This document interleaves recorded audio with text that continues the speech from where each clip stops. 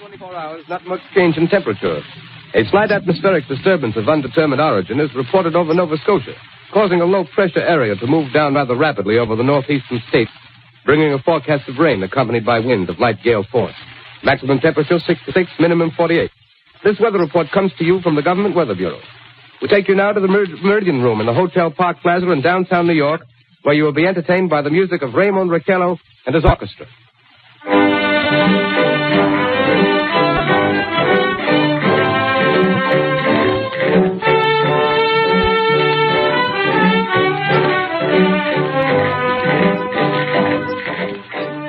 Good evening, ladies and gentlemen. From the Meridian Room in the Park Plaza Hotel in New York City, we bring you the music of Raymond Raquello and his orchestra.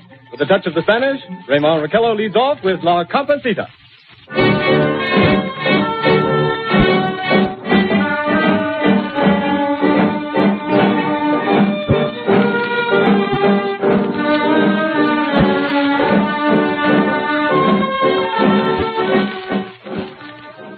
Ladies and gentlemen, we interrupt our program of dance music to bring you a special bulletin from the Intercontinental Radio News. At 20 minutes before 8 Central Time, Professor Farrell of the Mount Jennings Observatory, Chicago, Illinois, reports observing several explosions of incandescent gas occurring at regular intervals on the planet Mars. The spectroscope indicates the gas to be hydrogen and moving toward the Earth with enormous velocity. Professor Pearson of the observatory at Princeton confirms Farrell's observation and describes the phenomenon as, quote, like a jet of blue flame shot from a gun, unquote. We now return you to the music of Raymond Raquello, playing for you in the Meridian Room of the Park Plaza Hotel, situated in downtown New York.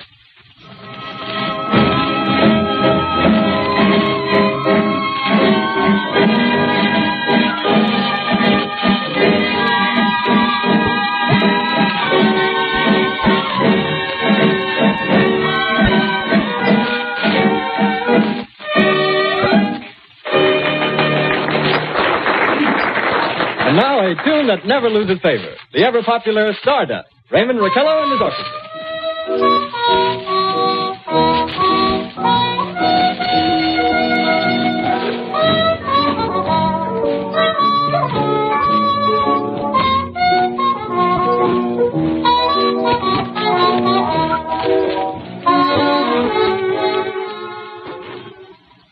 Ladies and gentlemen, following on the news given in our bulletin a moment ago, the Government Meteorological Bureau has requested the large observatories of the country to keep an astronomical watch on any further disturbances occurring on the planet Mars. Due to the unusual nature of this occurrence, we have arranged an interview with the noted astronomer, Professor Pearson, who will give us his views on this event. In a few moments, we will take you to the Princeton Observatory at Princeton, New Jersey. We return you until then to the music of Raymond Raquello and his orchestra.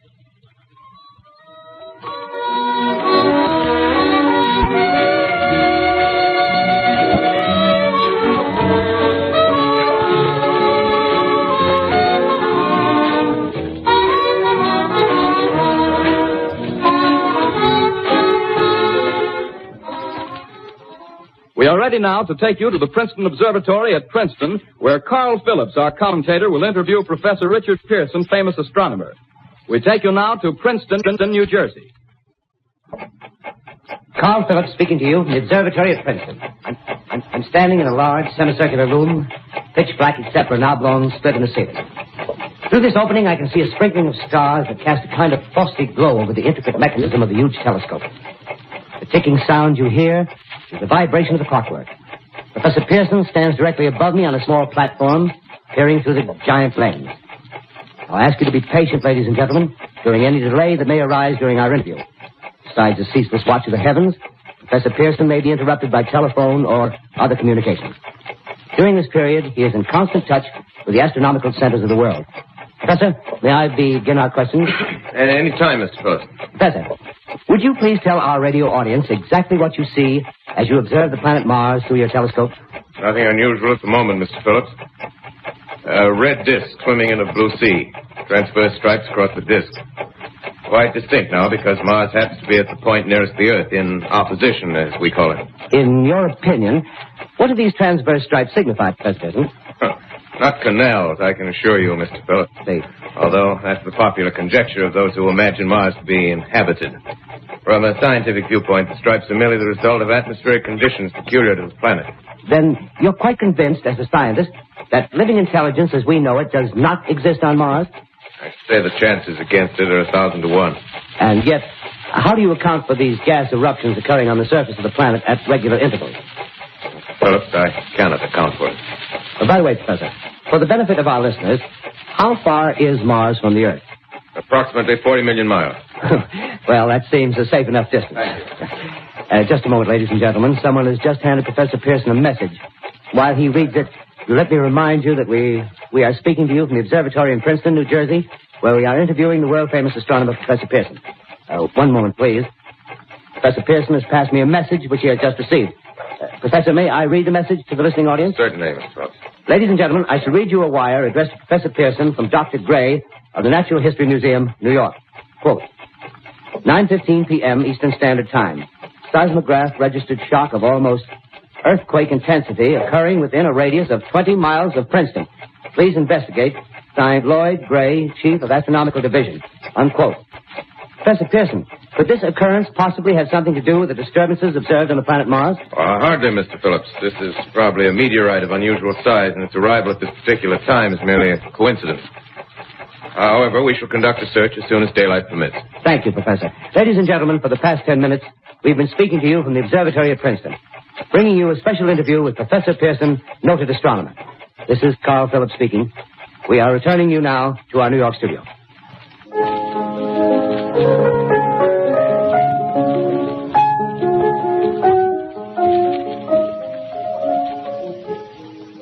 Ladies and gentlemen, here is the latest bulletin from the Intercontinental Radio News. Toronto, Canada.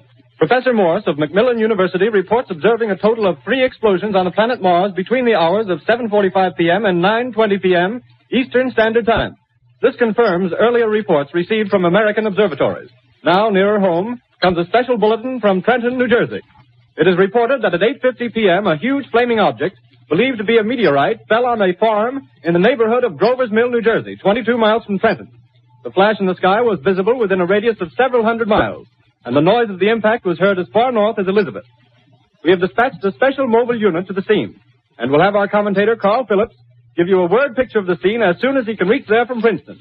In the meantime, we take you to the Hotel Martian in Brooklyn, where Bobby Millett and his orchestra are offering a program of dance music.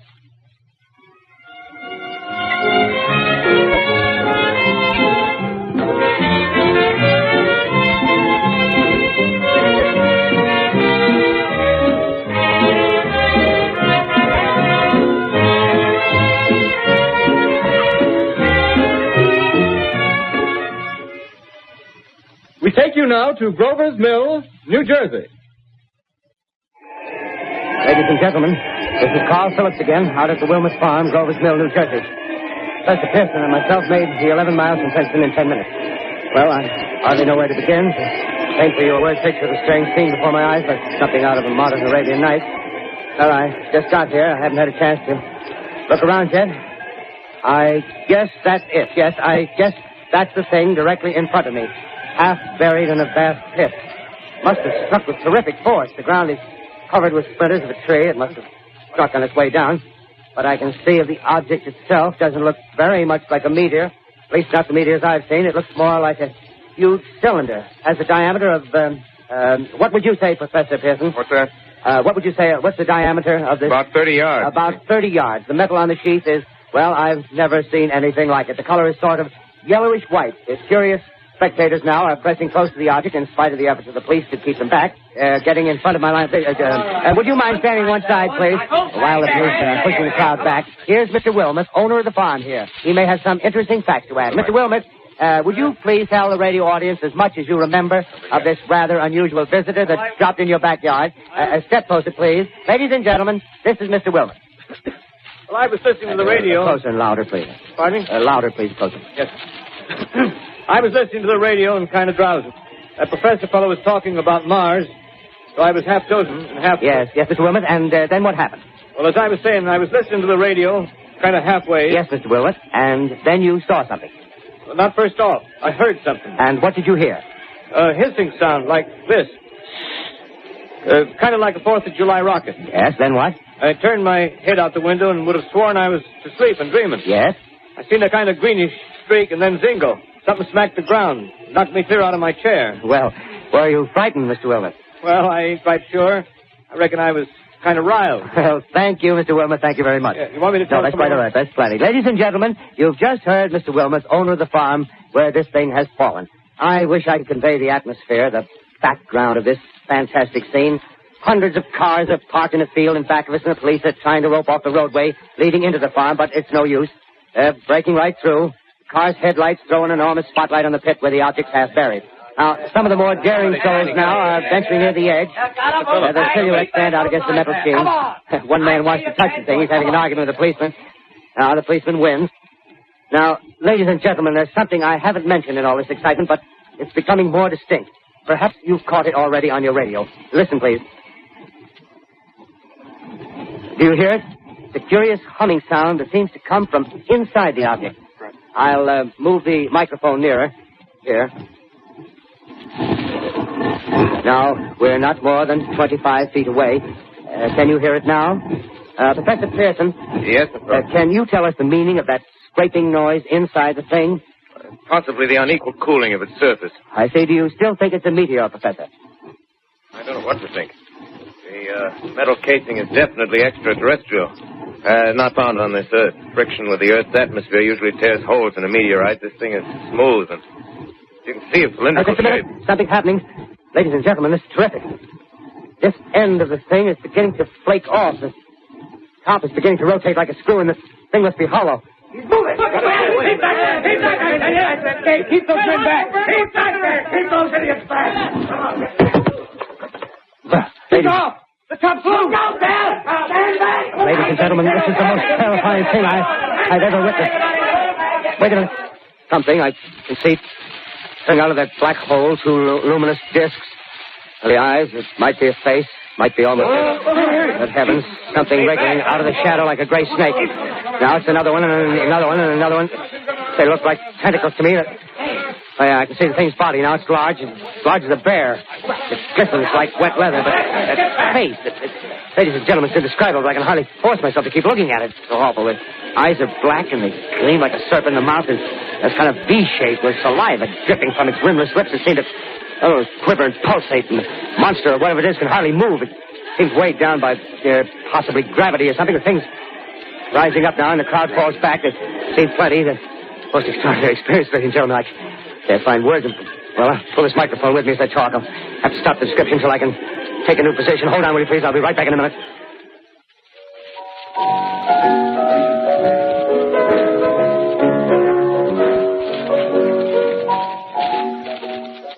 We are bringing you an eyewitness account of what's happening on the Wilmoth Farm, Grover's Mill, New Jersey.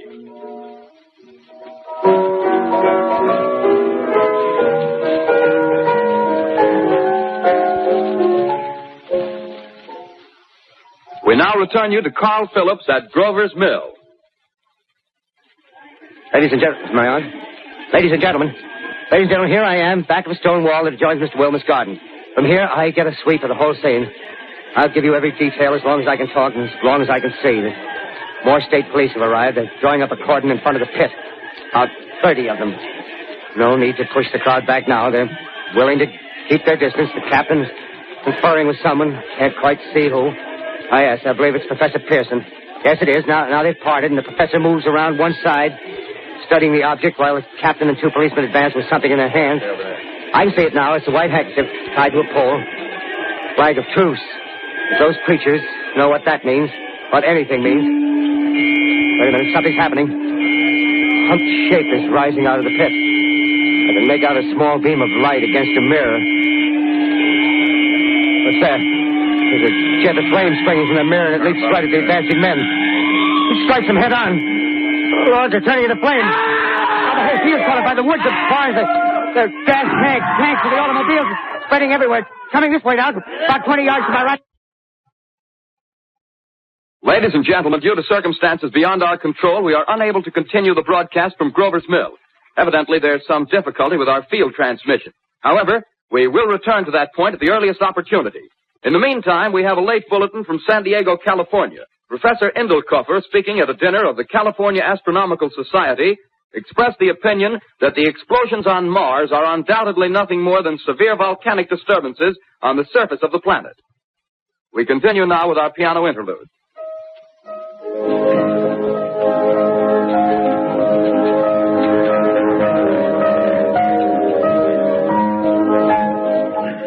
Ladies and gentlemen, I've just been handed a message that came in from Grover's Mill by telephone.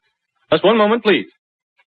At least 40 people, including 6 state troopers, lie dead in a field east of the village of Grover's Mill, their bodies burned and distorted beyond all possible recognition.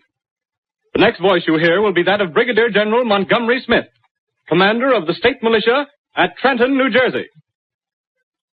I have been requested by the governor of New Jersey to place the counties of Mercer and Middlesex as far west as Princeton and east to Jamesburg under martial law. No one will be permitted to enter this area except by special pass issued by state or military authorities. 4 companies of state militia are proceeding from Trenton to Grover's Mill and will aid in the evacuation of homes within the range of military operations. Thank you.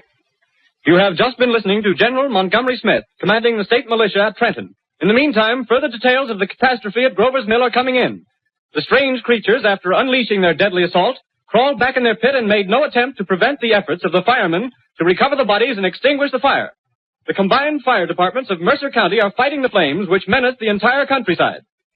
We have been unable to establish any contact with our mobile unit at Grover's Mill, but we hope to be able to return you there at the earliest possible moment. In the meantime, we take you to... Just one moment, please. Ladies and gentlemen, I have just been informed that we have finally established communication with an eyewitness of the tragedy. Professor Pearson has been located at a farmhouse near Grover's Mill, where he has established an emergency observation post. As a scientist, he will give you his explanation of the calamity. The next voice you hear will be that of Professor Pearson, brought to you by direct wire. Professor Pearson. Of the creatures in the rocket cylinder at Grover's Mill, I can give you no authoritative information, either as to their nature, their origin, or their purposes here on Earth. Of their destructive instrument, I might venture some conjectural explanation. For want of a better term, I shall refer to the mysterious weapon as a heat ray. It's all too evident that these creatures have scientific knowledge far in advance of our own. It's my guess that in some way they are able to generate an intense heat in a chamber of practically absolute non-conductivity. This intense heat they project in a parallel beam against any object they choose by means of a polished parabolic mirror of unknown composition, much as the mirror of a lighthouse projects a beam of light. That is my conjecture of the origin of the heat ray. Thank you, Professor Pearson. Ladies and gentlemen, here is a bulletin from Trenton. It is a brief statement informing us that the charred body of Carl Phillips has been identified in a Trenton hospital. Now here's another bulletin from Washington, D.C. The Office of the Director of the National Red Cross reports 10 units of Red Cross emergency workers have been assigned to the headquarters of the state militia, stationed outside of Grover's Mill, New Jersey. Here's a bulletin from State Police, Princeton Junction. The fires at Grover's Mill and vicinity are now under control. Scouts report all quiet in the pit, and there is no sign of life appearing from the mouth of the cylinder. Now, ladies and gentlemen, we have a special statement from Mr. Harry McDonald, Vice President in charge of operations.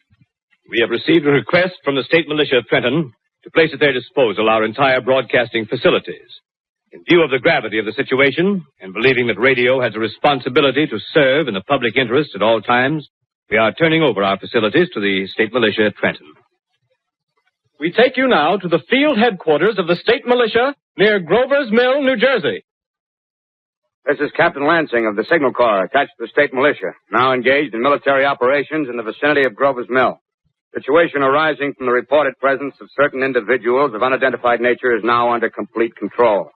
The cylindrical object, which lies in a pit directly below our position, surrounded on all sides by 8 battalions of infantry, without heavy field pieces, but adequately armed with rifles and machine guns. All cause for alarm, if such cause ever existed, is now entirely unjustified. The things, whatever they are, do not even venture to poke their heads above the pit. I can see their hiding place plainly in the glare of the searchlights here. With all their reported resources, these creatures can scarcely stand up against heavy machine gun fire. Anyway, it's an interesting outing for the troops. I can make out their khaki uniforms, crossing back and forth in front of the lights. Looks almost like a real war.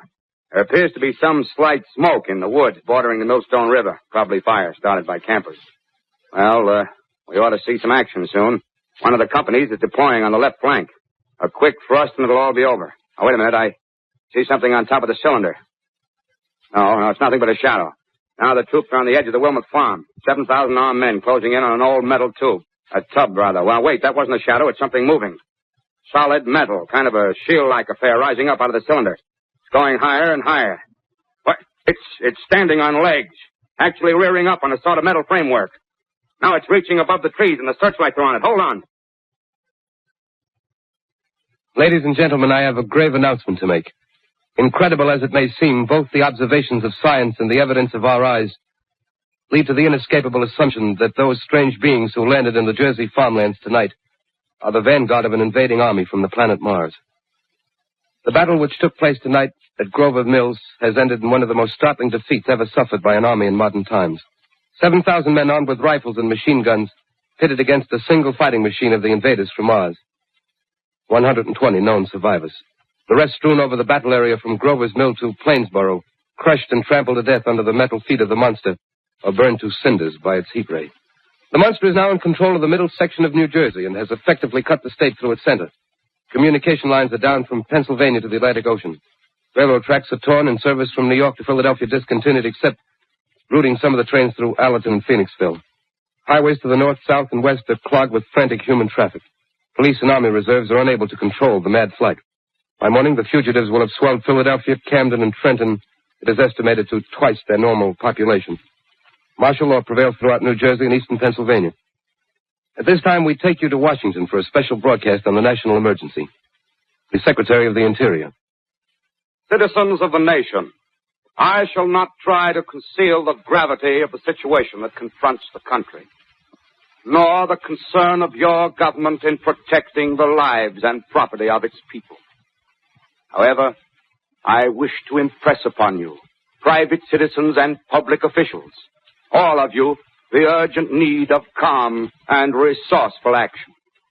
Fortunately, this formidable enemy is still confined to a comparatively small area, and we may place our faith in the military forces to keep them there. In the meantime, placing our faith in God, we must continue the performance of our duties, each and every one of us, so that we may confront this destructive adversary with a nation united, courageous, and consecrated to the preservation of human supremacy on this earth. I thank you. You have just heard the Secretary of the Interior speaking from Washington. Bulletins too numerous to read are piling up in the studio here. We're informed that the central portion of New Jersey is blacked out from radio communication due to the effect of the heat ray upon power lines and electrical equipment. Here's a special bulletin in New York. Cables have been received from English, French, and German scientific bodies offering assistance. Astronomers report continued gas outbursts at regular intervals on the planet Mars. The majority voiced the opinion that the enemy will be reinforced by additional rocket machines. There have been several attempts made to locate Professor Pearson of Princeton, who has observed Martians at close range. It is feared he was lost in the recent battle. Langham Field, Virginia. Scouting planes report 3 Martian machines visible above treetops, moving north toward Somerville with population fleeing ahead of them. The heat ray is not in use, although advancing at express train speed. Invaders pick their way carefully. They seem to be making a conscious effort to avoid destruction of cities and countryside. However, they stop to uproot power lines, bridges, and railroad tracks. Their apparent objective is to crush resistance, paralyze communication, and disorganize human society. Here is a bulletin from Basking Ridge, New Jersey. Coon hunters have stumbled on a second cylinder similar to the first, embedded in the great swamp 20 miles south of Morristown. Army field pieces are proceeding from Newark to blow up the second invading unit before the cylinder can be opened and the fighting machine rigged. They are taking up a position in the foothills of Watchung Mountains. Another bulletin from Langham Field, Virginia. Scouting planes report enemy machines, now 3 in number, increasing speed northward, kicking over houses and trees in their evident haste to form a conjunction with their allies south of Morristown. Machines also sighted by telephone operator east of Middlesex within 10 miles of Plainfield. Here's a bulletin from Winston-Field, Long Island. A fleet of Army bombers carrying heavy explosives flying north in pursuit of enemy. Scouting planes act as guides. They keep the speeding enemy in sight. Just a moment, please, ladies and gentlemen. We've run special wires to the artillery line and adjacent villages to give you direct reports from the zone of the advancing enemy. First, we take you to the battery of the 22nd Field Artillery, located in the Watchung Mountains. Range 32 meters. 32 meters. Projection 39 degrees. 39 degrees. Fire! 140 yards to the right, sir. Ship range 31 meters. 31 meters. Projection 37 degrees. 37 degrees. Fire. Hit that. Got the tripod of one of them. That's off. The others are trying to repair it. Get the range. Shift 30 meters. 30 meters. Projection 27 degrees. 27 degrees. Fire. Can't see the shell answer. Letting off a smoke. What is it? Black smoke, sir. Moving this way. Lying close to the ground. Moving fast. Put on gas mask. Get ready to fire. Shift to 24 meters. 24 meters. Projection 24 degrees. 24 degrees. Fire. Still can't see, sir. Smoke's coming nearer. Get the range. 53 meters. 23 meters. 23 meters. Projection 22 degrees. 22 degrees.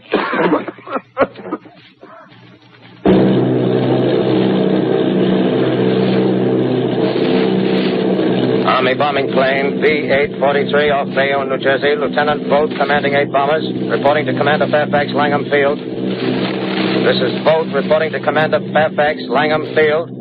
Enemy tripod machines now in sight. Reinforced by 3 machines from the Morristown cylinder. 6 altogether. 1 machine partially crippled. Believed hit by shell from Army gun in Watchung Mountains. Guns now appear silent. A heavy black fog hanging close to the earth of extreme density, nature unknown. No sign of heat ray. Enemy now turns east, crossing Passaic River into the Jersey marshes. Another straddles the Pulaski Skyway. Evident objective is New York City. They're pushing down a high-tension power station.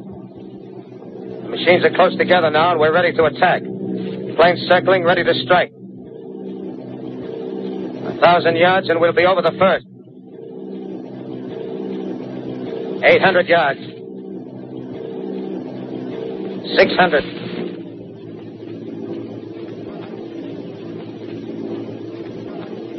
400. 200. There they go. Giant arm raised. Green flash. Spraying us with flame. 2,000 feet. Engines are giving out. No chance to release bombs.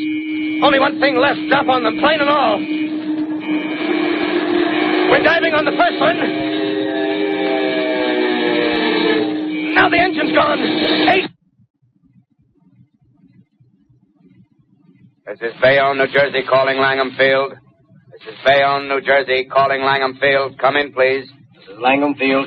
Go ahead. 8 Army bombers in engagement with enemy tripod machines over Jersey Flats. Engines incapacitated by heat ray. All crashed.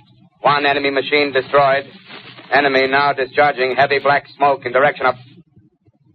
This is Newark, New Jersey. This is Newark, New Jersey. Warning.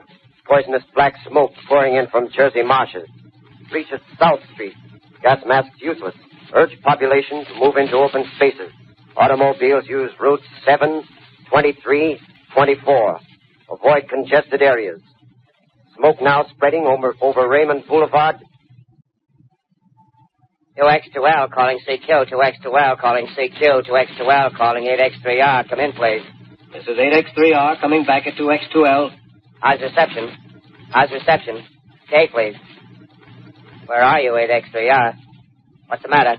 Where are you?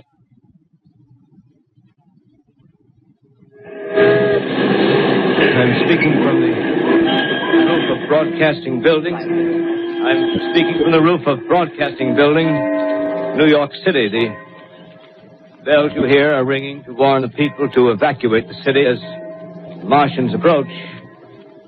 Estimated in the last 2 hours, 3 million people have moved out along the roads to the north. Hutchison River Parkway is still kept open for motor traffic. Avoid bridges to Long Island, hopelessly jammed. All communication with Jersey Shore closed 10 minutes ago. No more defenses. Our army is wiped out. Artillery, Air Force, everything wiped out. This may be the last broadcast. we'll stay here to the end. People are holding service here below us in the cathedral. Now I look down the harbor, all manner of boats, overloaded with fleeing population, pulling out from docks. Streets are all jammed. Noise in crowds like New Year's Eve in city. Wait a minute, the enemy's now in sight above the Palisades. Five great machines. First one is crossing the river. I can see it from here, wading the Hudson like a man wading through a brook. A bulletin is handed me. Martian cylinders are falling all over the country. One outside of Buffalo, one in Chicago, St. Louis. Seem to be timed and spaced. Now the first machine reaches the shore. He stands watching, looking over the city. The steel cowlish head is even with the skyscrapers. He waits for the others. They rise like a line of new towers on the city's west side. Now they're lifting their metal hands. This is the end now. Smoke comes out, black smoke drifting over the city. People in the streets see it now. They're running toward the East River, thousands of them, dropping in like rats. Now the smoke's spreading faster. It's reached Times Square. People are trying to run away from it, but it's no use. They're falling like flies. Now the smoke's crossing 6th Avenue. 5th Avenue. 100 yards away. It's 50 feet.